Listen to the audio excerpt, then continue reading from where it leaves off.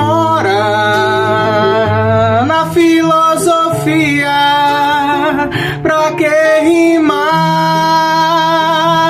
amor e dor? Gente, boa noite. A gente vai falar um pouquinho antes da prova sobre um camaradinha chamado Platão, ou Aristóteles, né? Platão quer dizer ombros largos. O cara era bombado e viveu no século V a.C., discípulo de Aristóteles. Ele funda a Academia de Platão. E o que é que se fazia na Academia de Platão? Se malhavam os músculos, não se malhava a mente. E essa mente era um berço da filosofia ocidental, né? Uma academia em Atenas, onde era proibido entrar se não soubesse geometria, né? Você vê uma influência do pré-socrático Pitágoras no pensamento de Platão. Então, para a gente pensar nesse tal desse Platão, a gente vai pensar em duas perguntas. Primeiro, todos os cavalos são iguais? Segunda, é possível um padeiro assar 50 bolos exatamente iguais? Pensando nessa pergunta, vamos pensar primeiro na primeira. Todos os cavalos são iguais? Acredito que não, né? Mas existem coisas, existe uma essência que dá uma ideia do que seria um cavalo, né? Seria um animal com 4 patas, né? Seria o crina negra lá do São João, um animal forte, galopante, que tem algumas semelhanças. Existe uma ideia de cavalo na nossa cabeça. E depois, na natureza, nós vamos ver várias cópias dessa ideia de cavalo. Por outro lado, como um padeiro assaria 50 bolos exatamente iguais?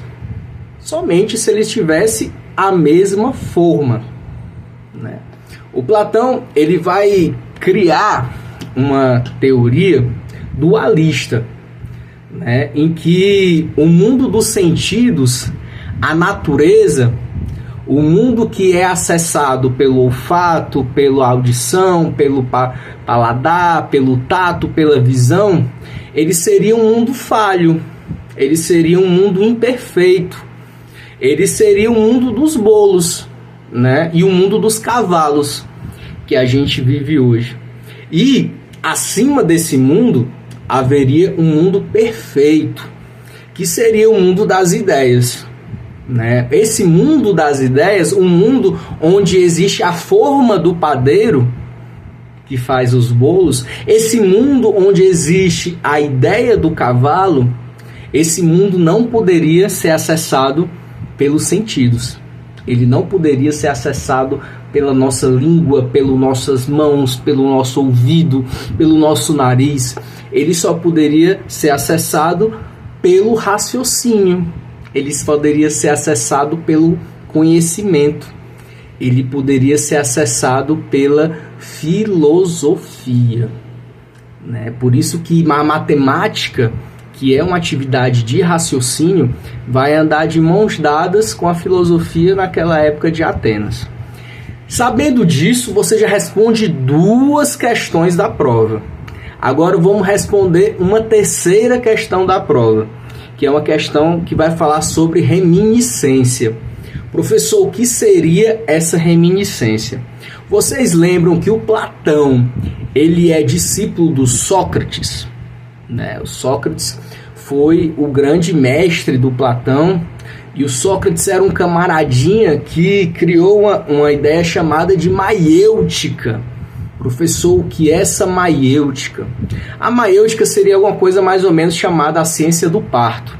Ele acreditaria que o conhecimento está dentro da gente, e o papel do filósofo seria somente ajudar a parir esse conhecimento através do diálogo, né? Então, já que o conhecimento vive dentro da gente, o conhecimento ele não vai ser acessado pelos sentidos, ele também vai ser acessado pela razão.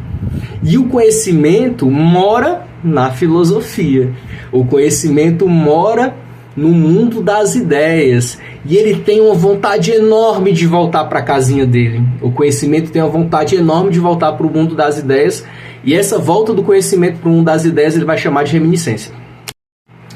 Agora a gente vai responder mais uma questão da prova, que vai falar sobre Platão e vai falar sobre um conto, um mito, uma parábola, né? A mais conhecida parábola de Platão, chamada de Alegoria da Caverna. Para falar sobre essa Alegoria da Caverna, eu vou falar com as vozes da minha mente, que ficam falando na minha cabeça, e vou usar 4 livros. Esse aqui é um curso de filosofia, Um Mundo de Sofia, um clássico, textos escolhidos de Platão e A República de Platão. Esses livros estão na biblioteca, mas bora lá, ligeiro. Existia, há muito tempo atrás, alguns homens que estavam encarcerados, né? Eles estavam algemados, estavam acorrentados uns nos outros, e eles ficavam de frente para a parede de uma caverna, né? Eu tirei aqui o cabelo, tirei a barba para ficar parecendo como das cavernas, para ficar uma coisa mais lúdica. Mas vamos lá. Esses caras ficavam acorrentados, né, de frente para a caverna, e atrás deles tinha uma fogueira. Então o que é que eles viam na frente deles? Eles só viam sombras. Eles só viam reflexos daquela fogueira.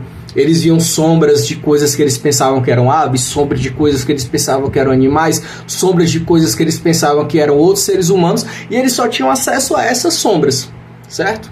Então toda a vida deles era marcada por essas sombras. O que eles tinham acesso pelos sentidos eram essas sombras. Um desses homens, do nada, conseguiu se soltar dessas amarras, se soltar dessas prisões, dessas algemas, né? E correu para fora da caverna. Quando ele sai da caverna, aquela luz do sol ofusca o olho dele, ele fica, meu Deus, eu não consigo ver direito e tal, mas com o tempo o olho dele vai se acostumando e ele vai ver que o mundo fora da caverna é um mundo muito mais interessante, é um mundo muito mais legal, muito mais cheio de vida, muito mais cheio de cor, muito mais cheio de som. A natureza vai ser muito mais bonita, e o que ele vai perceber é que o que ele vê na caverna eram somente cópias, eram somente ilusões, né, que eram representadas pelas sombras através da relação fogueira, homem, parede. E aquilo ali tudo era sombra. Ele fica um tempo fora, só que ele existe, vê uma necessidade de voltar e contar aos amigos dele, né, o que ele viu que era real. Ele volta, conta para os amigos dele o que é real. Olha, tudo que a gente viu na nossa vida é tudo mentira, é uma cópia, é uma ilusão. O que é verdade é o que está fora da caverna. Ficam discutindo, os amigos dele perdem a paciência e acabam matando ele. O que é que o mito da caverna quer ensinar? Ele quer ensinar 2 coisas. A primeira, que o mundo dos sentidos, né, o mundo que a gente tem acesso imediatamente, sem pensar, sem raciocinar, o mundo sem a filosofia, ele é um mundo imperfeito, ele é uma cópia imperfeita do mundo real, né, que é um mundo acessado pela filosofia. Ele é uma cópia imperfeita, ele não é verdadeiro. Ele é uma cópia, ele tem alguma relação com a realidade, mas ele não é verdadeiro, ele é limitado. E a última questão é uma questão da pedagogia do filósofo, do papel do filósofo.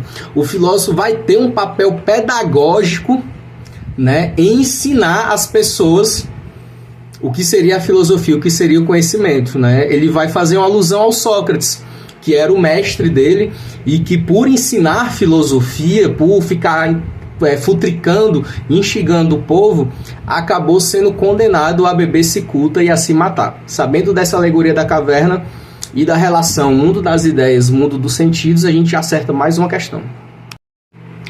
Uma questão da prova que vai cair também é um debate sobre o que o Platão entende por arte. Qual vai ser a crítica da arte pelo Platão, né? A arte para o Platão, ela vai representar o quê? Ela vai representar a natureza. E ela não só vai representar a natureza, como ela só pode ser acessada pelos sentidos. Ela só pode ser acessada pela visão, pelo olfato, pelo paladar, pela audição, pelo tato. Ela só pode ser acessada pelos sentidos e ela vai representar a natureza. Se a natureza, o mundo dos sentidos, é uma cópia imperfeita do mundo das ideias, do mundo inteligível, então a arte vai ser a cópia da cópia, né? Vai ser uma cópia de um mundo imperfeito. Então ele vai fazer essa crítica à arte, a crítica vai ser bem debatida depois, muita gente vai bater nele depois, E eu vou trazer uma ideia disso aqui, olha. Isso aqui é um caderno que é um homem pulando de paraquedas. Isso aqui não é um homem pulando de paraquedas. Isso aqui é a representação de um homem pulando de paraquedas. Ele também vai criticar a poesia e vai criticar a literatura, porque ele vai dizer que a poesia e a literatura estão no mundo da fantasia, né? Não faz parte da realidade. Então ele vai usar um conceito chamado de mimeses. Mimeses lembra o quê? Mímica, né? Cópia. E ele vai dizer que os dois não avançam, não fazem o ser humano avançar nem o ser humano crescer. Eles são limitados. Ele vai fazer uma crítica negativa à arte através do conceito de mimeses. Por fim, eu vou usar mais um pouco das vozes da minha cabeça, né? Fonte, minha cabeça, e a fonte, um livrozinho aqui da Martin Claret chamado A República do Platão, para falar sobre o que o Platão entendia por política. Primeiro, é importante falar que o Platão ele fazia uma crítica à democracia. A democracia seria um espaço onde as várias opiniões seriam discutidas, né? A opinião para o Platão é doxa, e doxa não é conhecimento, doxa é opinião, né? O conhecimento ele vai vir a partir da filosofia, a partir do raciocínio. E essas opiniões, né? Essas opiniões da democracia seriam dominadas pelos sofistas, que seriam mestres da retórica, que venderiam a capacidade de discutir por dinheiro. A democracia, por ser um local da opinião, por ser um local amplo, onde várias pessoas teriam acesso de diferentes perspectivas, seria um espaço próspero à corrupção. Então ele é um crítico à democracia. Qual seria a solução do Platão para isso? Ele vai dizer que existem 3 tipos de almas, né? Existe uma alma, né, que é mais ligada ao baixo ventre, que é uma alma mais ligada aos desejos. Essa alma teria mais proximidade com os artesãos, com os trabalhadores manuais, com os escravos. Teria uma alma mais ligada à questão da coragem, né, a questão, né, da virtude da coragem, que seria uma alma mais destinada aos guerreiros. E por fim teria uma alma mais ligada à questão do pensamento, do conhecimento. Essa alma encarnaria nos filósofos.